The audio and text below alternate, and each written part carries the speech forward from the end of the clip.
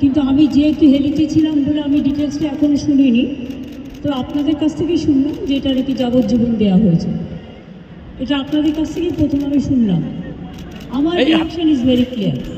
আমরা প্রথম দিন থেকেই ফাঁসির দাবি করে এসেছিলাম এবং আজকেও আমরা সেই দাবিতে অটুট আছি।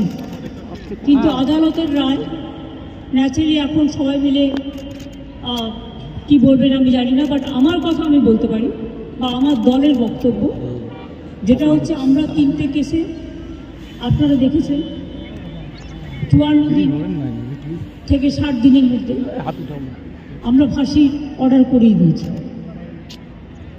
কিন্তু আমি জানি না এটা একটা সিরিয়াস কেস এবং এটা নিয়ে ফাঁসি দাবি আমাদের সবার ছিল।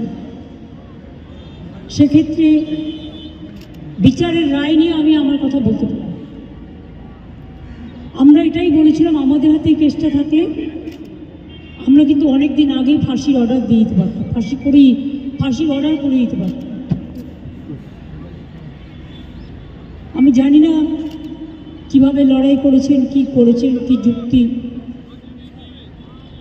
আপনারা তো লয়াররা জানেন। সুতরাং ডিটেলসটা তো আমি জানি না, ডিটেলসটা তো সিবিআই করেছে এবং আমাদের হাত থেকে তো কেসটা ইচ্ছা করে কেড়ে নিয়ে চলে গেল। আমরা তো বলেছিলাম আমরা যদি করতে না পারি তাহলে আপনারা সিবিআইকে দিন, আমার কোনো আপত্তি নেই, কারণ আমরা চাই বিচার হোক।